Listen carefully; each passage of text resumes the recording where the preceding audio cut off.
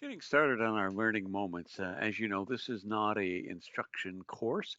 However, the community-sponsored project course, usually there's a need for help and guidance and mentoring, so to speak, on specific areas and topics. So I found it helpful in the last few years to kind of give these learning moments, right? So they can be generated by requests from students or things that I can clearly see are a common requirement. So that's what we're going to do today. So just to prepare you a little bit here under Learning Moments, and you'll see I've downloaded this version of the medical office from last term, and we're going to use that as we go through this first little lesson here on quickly adding a lookup value to a select or drop down list, right? It's something that commonly happens all the time, right?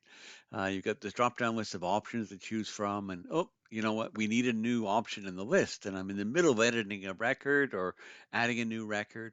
Do I really want to have to give up the work I've been doing, go and add this new option and come back so it will be in the drop down list? Obviously, we want to make it easier to continue the workflow without having to do that, right? Okay, so I have the project. I've just opened it up here. By the way, of course, it was on purpose that we kind of left the identity authorization system to the end of the term. As you know, as soon as you add all this and now these authorized attributes, it's quite a pain running the project to test things all the time. So here's a bit of a trick. You probably thought of this already on your own or a different one of the other equivalent approaches. But if I just highlight everything here, leave out the last square bracket here on the authorized attribute, and if I go Control H, right, basically I can search and replace and just add the two slashes to comment it out in the entire project and click the button and bada bing, bada boom. And there we go, 25 occurrences. Yay! All right, so now it is true we added some other code here and there in our system that would allow us to do things like making sure people can't change a record that they didn't add to the system and so on and so forth. But that's not a problem at all because usually that code was set up to check if the user's in a given role first, and nobody will be in a role because we aren't having anybody authenticate. At least it's not required to authenticate. You still could if you really wanted to. Okay, so that just kind of takes off all the pressure then of having to, and you can just quickly reverse the process to remove all the comment tags on all the authorized attributes, and away you go. All right, so getting back to Blackboard then, I have a quick copy paste file here as usual, right? So you can follow along with this. I have a separate copy of it open on my other screen to make my life easier. So one of the first things I mentioned is, of course, uh, hey, to refresh a drop-down list, well, we've done that before, right? We did that when we did our cascading drop-downs. So you should already have this refresh drop-down list JavaScript file here. I was tempted to make some changes to it to even, cut down the amount of code further, but it's really not worth making a change right now. The same version we ended up with at the end of last term is going to do the job for us, right? So I'm going to leave that alone. Okay, so the one I thought of was medical trials, right? Here, let me just run the app for a second. And the issue is, this is just one example. There's lots and lots of them because we see this type of situation come up all the time, right? So since I don't have to authenticate, I can just come in here to patients if I'm creating a new patient, right? Filling out all this information, first name, last name, da, da, da, da, da. Get down here to medical trial, and oh, the one I want isn't there. Oh, it's a brand new one, hasn't been added to the system yet, right? So you think, oh, well, I can do this. I can just right click, open in a new tab, right? Then I can come in here, go down to my lookup values, and here's my medical trials. I could create a new one and go through the process here, come back here. Oh, wait a second. It won't show up until I refresh the page. And if I refresh the page, I have to type all this first name, last name stuff all over again, right? So that's not a very good flow. It'd be much better if we had a way to just click a button here and add a new medical trial, boom, and have it appear in the list. So that's exactly what we're going to do, right? Okay, and it's a very reusable approach. And fortunately, we're well on our way with much of the work that we've done in the past. So let me come down here. Actually, I think I have it open, the patient's controller, right? Okay, I'll just go Control MO to shrink everything down, come down here. Remember how we did our populate drop-down list? I encourage you to take this approach in general, right? Make a separate private method here returning just the select list, right? That way, when we call populate drop-down lists, we can just call all of the ones that we need, add them to view data if that's what's required for populating a drop-down list. But, okay, look at this. I have a method here that I pass in a selected ID optionally, and it will give me a select list of medical trials. Ooh, sounds like something that would be useful in future. So very much like we have done before, I'm going to add a separate JSON result action here, right? So I'm going to call it get medical trials. Okay, it just returns a JSON result, responds to an HTTP GET. I can pass in the ID, okay, in case I want to make sure that my select list goes back to an existing option that's selected. And this will just call my medical trial list, okay, from up here, get the select list and return it in JSON format. All right, good. Okay, so that's okay. I'll just save that. I don't even know if I need that open anymore, but I won't close it just yet. Okay, so what we're going to we're going to want a series of partial views. Great little things, all right? We're going to do one that will basically mimic or have most of the controls of the actual medical trials create view, right? Now, I could put this, quite often in the past, I just put all these in views under shared, and it kind of made sense because, hey, we're going to be working with the medical trials, and we're going to be working with patients both, so maybe just put it in shared. But really, I'm calling it from patients. So over time, I just get so many partial views and shared that, I like sometimes to organize it, and it will look in both places. So I'm going to add it here under the patient views. I'm just going to add a view. Okay, razor view, but I'll make sure that I check off that it's going to be a partial view, right? I'm going to give it a name. Remember, we always use the underscore character, and I apologize that my screen font for some reason doesn't let me see it. So there's an underscore medical trial create, right?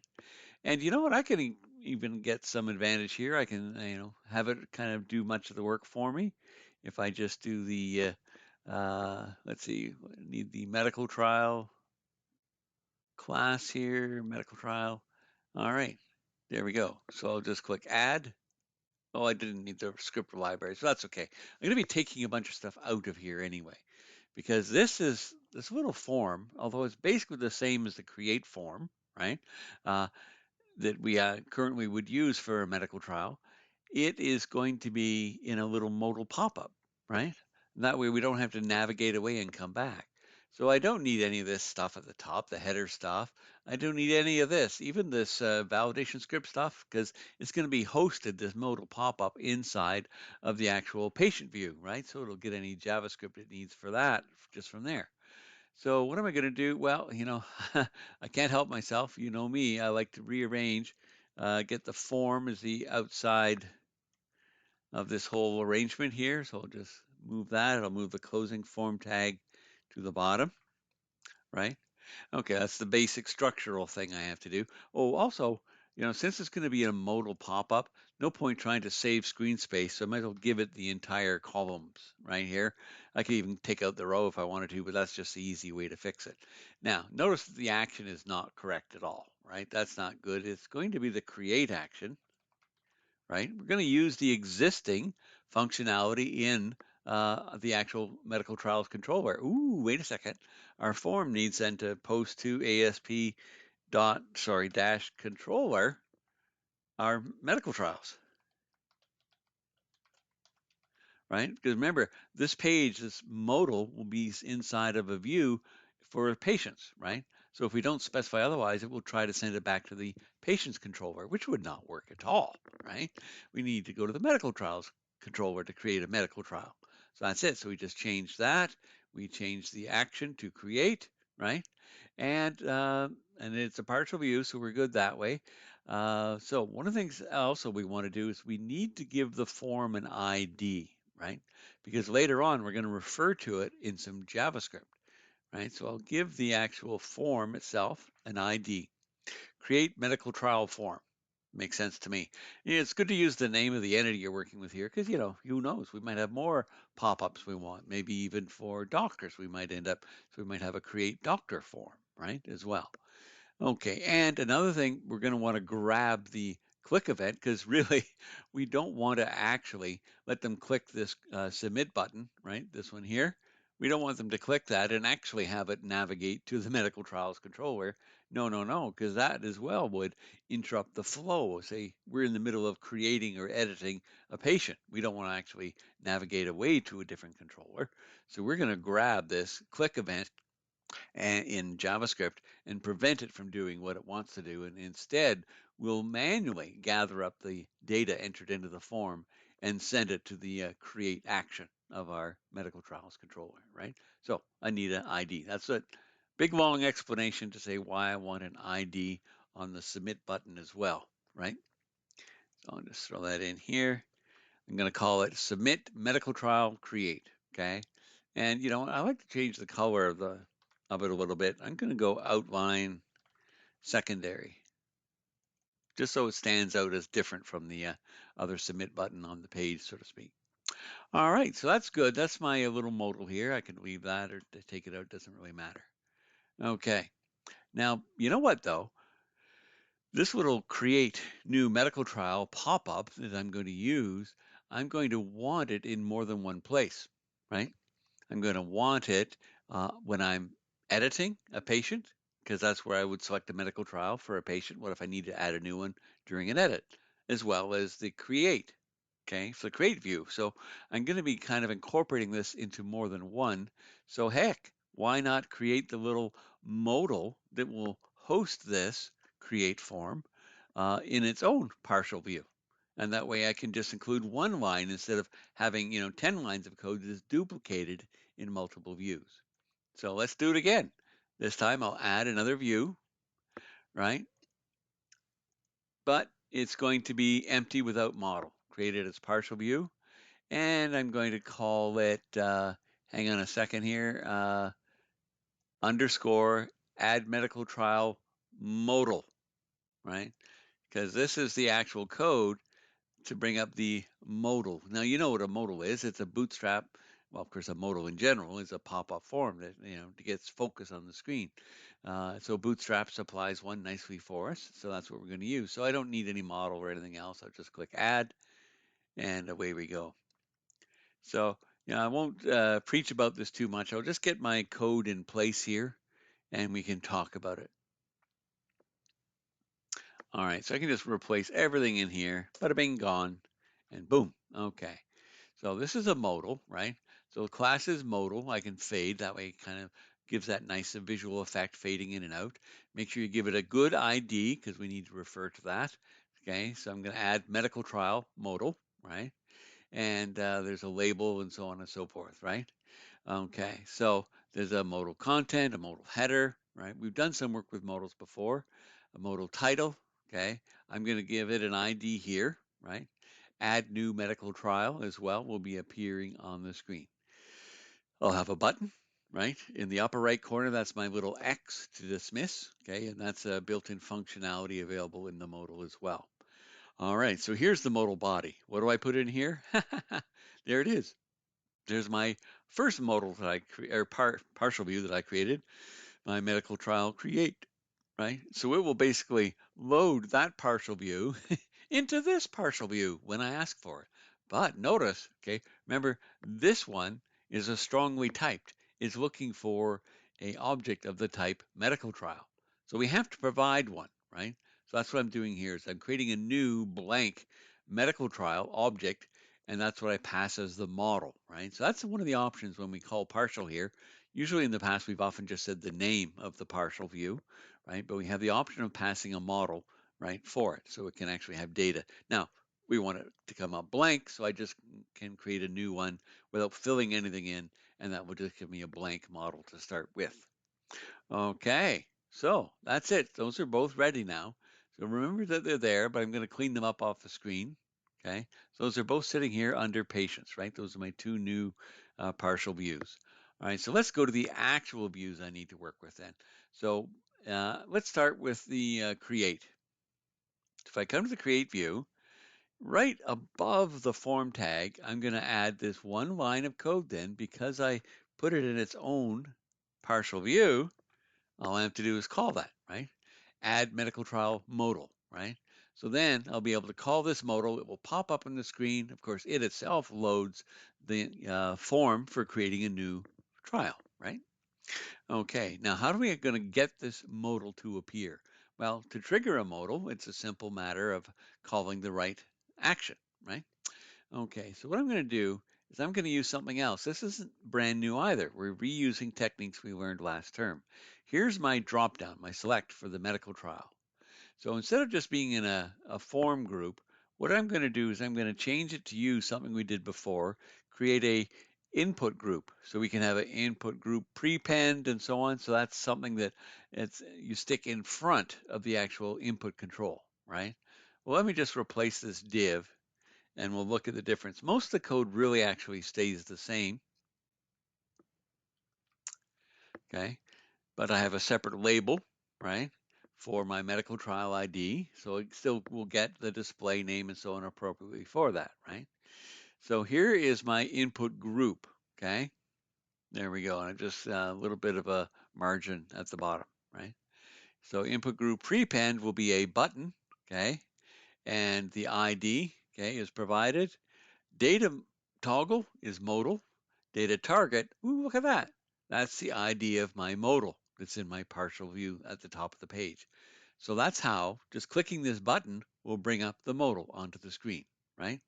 And that's it. So I just have a nice big plus sign sticking in the button and away I go. All right. Then there's the select. Now this hasn't really changed. This is exactly what it was. And notice in this case, remember the medical trial was optional. Not everybody has to be in a medical trial. So we want to make sure we have an option with value equals so that we get a proper null passed if we have none selected, right? And then that way we get the proper information passed on, right? But it does mean we can select none at any point in time in both create or edit. So we'll see the same option being used in edit as well. All right. Okay, and notice that we don't even have a span for validation because really you can't go wrong. Every option in this drop-down list is valid to choose, even none, right? So there's no need to have the span. But the main difference here is the fact that we glued on this little button with the plus sign, which opens the modal. Okay, so it opens the modal. How do we handle closing the modal and all that stuff? Okay, well, that's where we have to do a little bit of work in JavaScript. All right, we're going to come down here to the scripts section. Okay, so this was here already. Remember, then we manually added our own script tag. You know, if this was the stuff for showing the file name inside our, when we click to go get the picture, right, to upload for a patient. So we want to also, this partial view has all the validation scripts and stuff in it that we need, but I want something else. I want my refresh drop-down list script, our good reusable code, right, that we have for that. So I'll just throw that in here, okay, and that way we'll have access to the refresh drop-down function, right? Okay, now I have some more code to put in, but you know, I could make a separate script tag set, but there's no point. I can just add the more functions I need inside this one, right? So I'll just make a blank line here, and we'll just come down. I'm going to get my code, we'll put it in place, and we'll talk about it. Fireside chat here about JavaScript. Okay, so basically that's my submit button. Remember, that's the ID that we gave to the submit button in the partial view. That's the actual create form for the new medical trial, right? Submit medical trial create, okay? So I'm grabbing the click event and look at the first thing I do is I prevent default. Nah. We don't want it to actually navigate off because then we'll lose the flow of data entry, right? That's not what we want at all. So we prevent that. Instead, remember we gave the form itself an ID, right? We gave an ID to the form, so I can just go and grab it using this jQuery selector, go and get that form as an object, right? And look at this line. This is amazing. That's the nice thing about JavaScript validation, eh? Unobtrusive validation. It's built into HTML, so I can just say form.valid, and that will actually trigger, and it will just show all the validation messages. If I, had something that was, um, it's required, or even a range or regex, things like that, all those messages will show up. Now, there's a limit to that, though, right? And that's one reason, though, why I tend to use this technique with fairly simple entities. Like a lookup value is usually not much to it, right?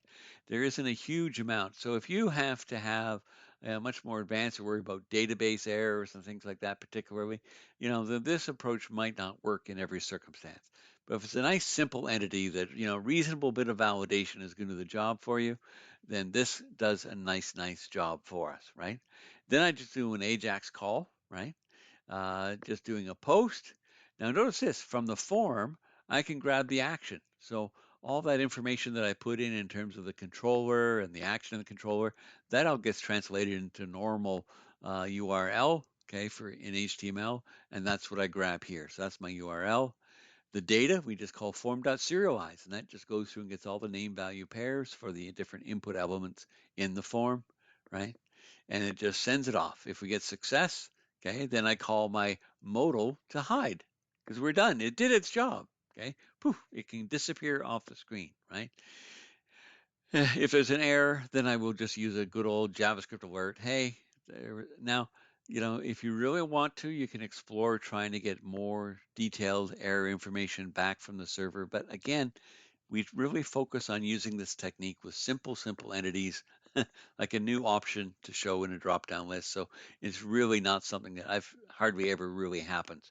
But, we do have a catch here just in case. All right, so what happens next? Well, remember, if we're successful, we hide the modal. Oh, look at that. That's what I can do down here then. I'm going to grab, this is the ID of the modal itself, okay? My add medical trial modal. So on the hide event, right, of this modal, I'm going to execute this code, right? So here's the form. I'm going to find all the inputs of type text or text area or selects and so on and clear them out, right? There's other ways you can play around with if you want to, but I've just stuck with this for a while because it does the basic job and always works for me. So that just clears the form. By the way, why do you need to worry about clearing the form? Well, what if they decide to add a second or a third option while you're still there on the page? The next time they click our little plus button, it will come up with the last values, right? And they'd have to manually clear them out and replace them. So it's just a little bit nicer and cleaner to actually remove them in code, right? Not the end of the world, but it does help. All right, then the real work is done here. Refresh drop-down list. Okay, so you remember, look at that, we even have IntelliSense. The first argument is the ID of our dropdown, so it's medical trial ID. Okay, then the URL, so I just provide that /patient/get medical trials. That is the action that we added to our controller, right? That's the name of the action. It returns our JSON result. Okay. And then show no data message. Nah, I won't bother. So I don't need one so it can be null. Add default. True, right? I want to add a default because I want it to say none. Okay. And I've set true for my little fade in and out. It's just because I like to show that off. It's fun. Okay, so there we go. So that should work on the create. Now, before I run it though, we might as well finish up. What we're going to do now is handle edit. It's almost exactly the same, right? So I can even come over here and say, okay, what did I do? All right, well, I added this partial, okay, in order to have my modal available. So the exact same one does its job here with no changes, right? Actually, my control here, my form group for the medical trial, you know what? I don't need to change a thing about it either. It does exactly what I need, right? Because now, see, that's often where there is a difference, because usually when you're editing, you don't have an option value, right? Because usually, like when you're creating, you might have something that says select a whatever, right? And then we don't bother having that in the edit because it should only have valid options to choose. But because this is a special circumstance and we do want none to be available as an option, really we have exactly the same code we put in here as well on the edit. The only real difference then comes down in the JavaScript, right? And it's only a very small change. Well, first of all, let's get this in place. I need my refresh. Going down to the scripts. Add my refresh. And then we'll add code, right? I can even start with this, and that will give me a chance to show you the difference. So we'll just bring that, the new functions we added here, right? There we go. So the only real difference we have to do down here is the fact that, wait a second, we're editing an existing record, so there already is going to be a selected value, right? If they're in a medical trial, then it will have it chosen. Even if there are none, then it will come up saying none, right, as the medical trial that they are participating in. So we really just want to do one extra step here, right? So yeah, we can clear the screen. I'll go to the end of the line and press enter. So what we want to do is we want to grab the currently selected option, right? So I'll just add that in here. I'll just grab the selected option from the select control, the drop down medical trial ID dot value, right? So that gives me, okay, the currently selected value, because remember, refresh DDL has the option, right? If we pass in the ID of the one we want to go back to, when we call get medical trials, we can pass in that ID, and then it will make sure when it generates the select list that it goes back to the same selection we already had, right? So really, I just have to make a little change in here. I'll just do a little bit of copy paste. I'm going to replace the closing quote on there with slash, because I need a slash after it, quote, and then add my selected option. So it's just like putting ID of the selected option right after get medical trials. And remember how that works. So let me come back and remind us. Here it is here, right? So there's my get medical trials in the controller. So we're going to pass that ID in. That gets passed in here, which of course comes up to our medical trial list, okay, which returns the select list, and that's the selected ID. So that's why it works. It will give us a select list where that is the selected item. Bada bing, okay? And we still want all these same options because we still want to provide none, okay, as a prompt at the top, right? Because that won't come from the database, right? So we have to provide it ourselves. Okay, so let's actually see if it works. If I didn't mess up any of my copy paste, we should be good. Here's hoping. All right, so if I go to patients, if I go to create new, okay, I won't bother actually creating one. I'll just click, oh, look at that. So see, this is that prepended little control in my input group, right? And there is my little dialog box. So a new trial name, U of T, oh, eat more veg, right? So we're going to create that. And oh, no, so they've been faded out back again. And there it is. U of T, eat more veg, right? All right. So yeah, I could go through, but let's just, trust me, it works. Let's go back and we'll just edit. And of course that's there now, right? But see, I'm middle of editing and I realize, oh, wait a second. Oh, I also need, there's another new one. And then this particular patient, okay, is going to be in this new one. So there we go. I can create AAA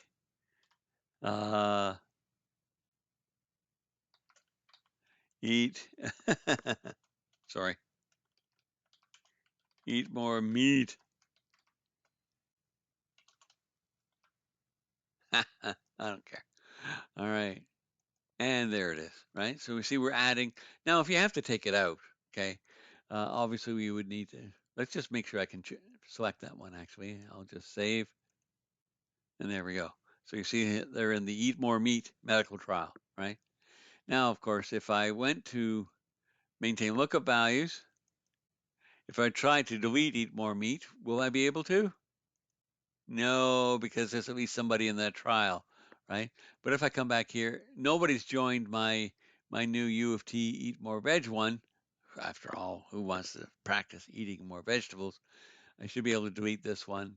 And yes, I can. You see now it's gone from the list, right? There we go. But you see how much smoother that is. So if you're creating a new record, you got all this filled out. You need to add a new medical trial, for example. We could do the same thing with doctor, right? And so on and so forth. You know, it just makes the overall flow of data input so much better. So there you go. Hope you'll find that useful and lots of fun. Bada bing.